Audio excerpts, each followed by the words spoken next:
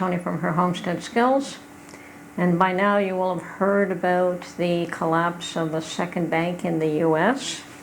and yeah, that does not bode well for anyone, And the reason that I understand, now once again, not a financial person, except for my own household finances, which I keep a very strong check on all the time.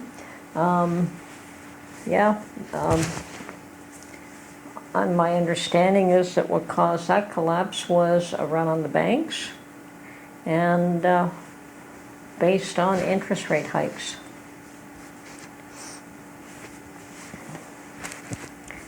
Now, don't think it can't happen here in Canada. As a matter of fact, I think that we were pretty close to, we did have a bank run a while back when the Emergencies Act was invoked and some individuals' bank accounts were seized. I guess the word isn't really seized, they were frozen so that individuals could not access their bank accounts.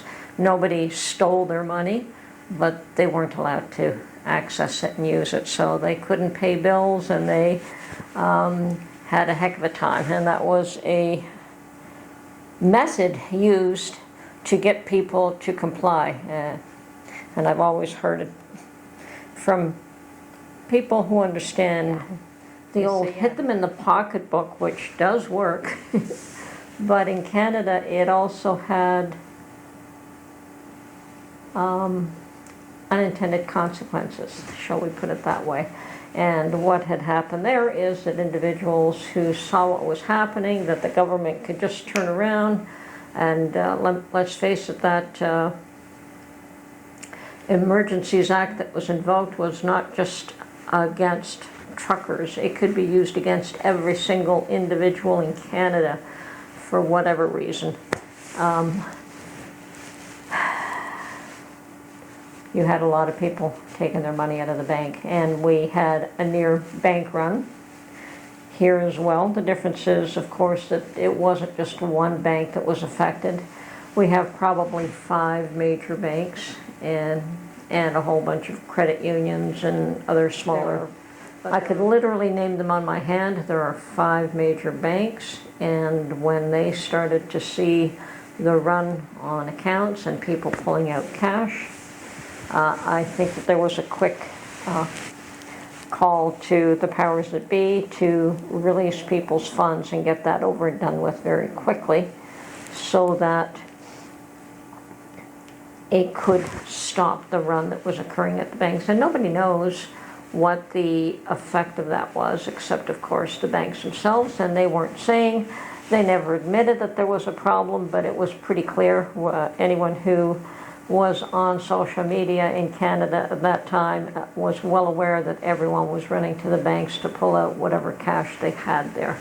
And as I said, the only thing that probably prevented a bank failure as such is that it wasn't just one bank that was affected. It was probably all the 5 major banks fairly equally or in that range, and all the other financial institutions that were affected. There wasn't one concerted effort with one bank.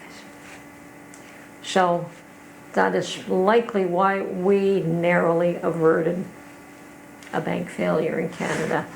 But it just goes to show, all it takes very little. It takes just a little bit of distrust, a little bit of panic. And I mean, just like when we had the panic for groceries during the early days of our lockdowns, where people were afraid that if they didn't go out for groceries, they wouldn't have any because they'd be locked down. Yeah, the early days were very much panic mode, and grocery stores shelves were emptied, and it didn't take long, and people panicked. And if you have that happening at the banks, that's bad news.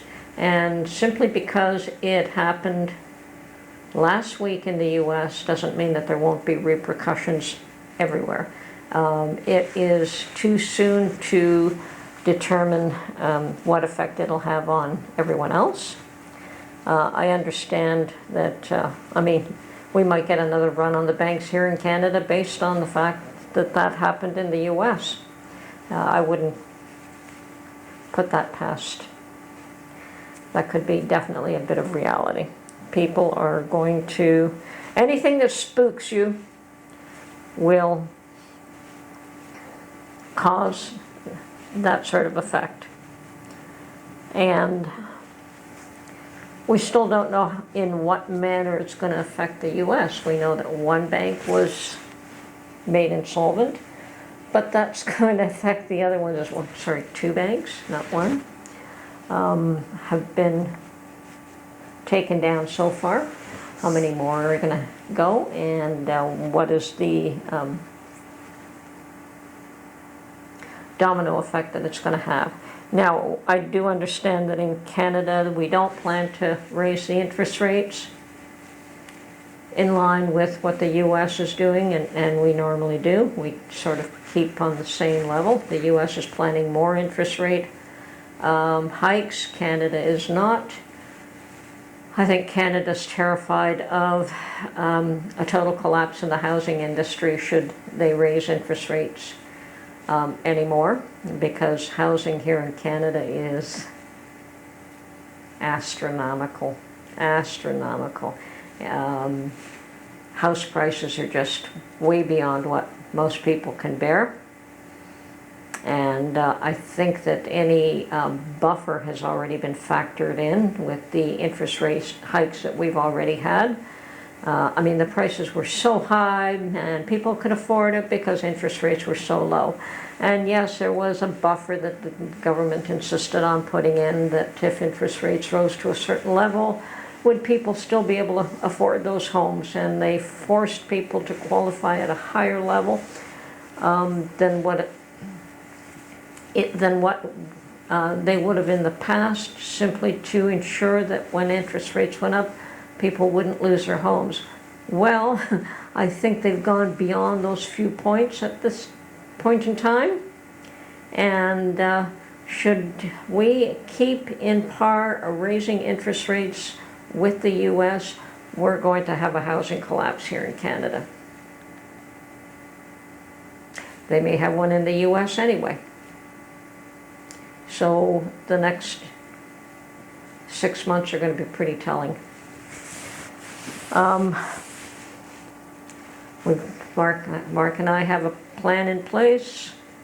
If we can work our plan, great. If we can't, then there's option number 2 and option number 3. I mean, you do the best you can with what you got. And unfortunately, we're not where we want to be, but working towards that. And we'll see if we could make it. If not, then we deal with what we have.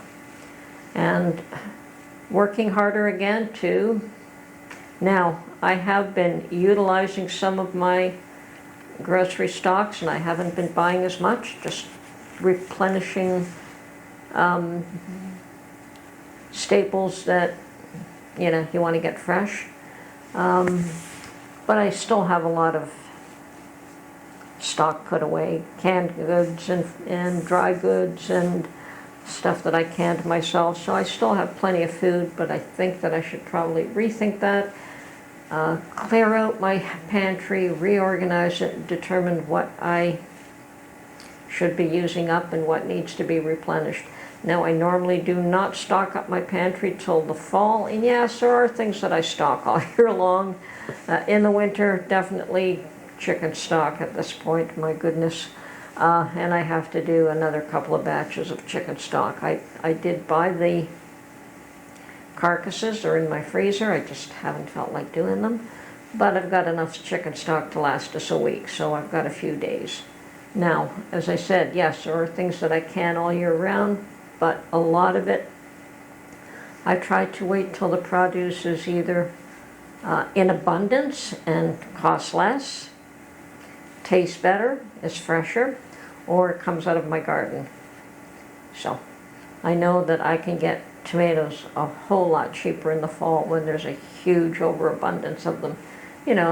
Used to be able to get it at $15 to $20 a bushel, and okay, it'll probably be 30, 35 these days, but still, it's still a bushel. It's not buying 2 or 3 of them that are tasteless at the grocery store, which I do try to avoid. So, yes, we do try to live off my canned goods. I've noticed that Mark's been using the mushrooms that I've got canned up, so now I've got to take a peek, find out what I have, find out what I need to can up, and probably, you know, mushrooms are one of those things that they're the same year, you know, any month of the year they're the same. So they're either fresh or they're not, and you want the fresh ones. So yeah, we've got to rethink that, and I'm definitely okay for flour and for salt and for sugar salt. I'm good probably for 10 years. But, and dried beans. Once again, beans are one of those things that we've never eaten much of, but I did stock up on for a purpose. And rice, yeah, we do eat a lot of rice, but rice and pasta, and I think I still have a substantial amount of both of those. But you don't know until you go looking for it and say, oh my goodness, I thought I had more than what I do, so let's go out and replenish that. And I have been keeping an eye on prices, and oh yeah, like I used to be able to get a 20-pound bag of flour on sale, at least, if not from one store, from another, for about $8. Now on sale they're 20, 25, anywhere in that range. So yeah, the prices are still high. I understand that some prices are starting to come down. Great. I'm still planning to grow as much as I can, and I'm hoping to use my garden space a little more efficiently, like try to use up every little nook and cranny. Where I wasn't really doing that in the past. I would haphazardly plant something here and something there, but we'll see if I can use up the space a little more efficiently this year. Anyway, yeah.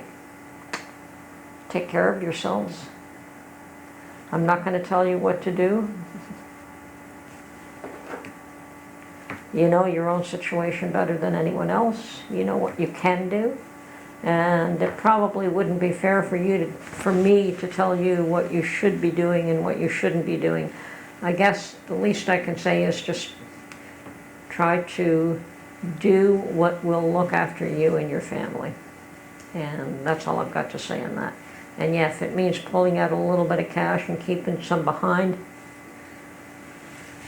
never a bad thing. Anyway, this is Tony from Her Homestead Skills. I hope you weren't seriously affected by that last bank crash. And I hope that we can avoid one here. Anyway, have a good one.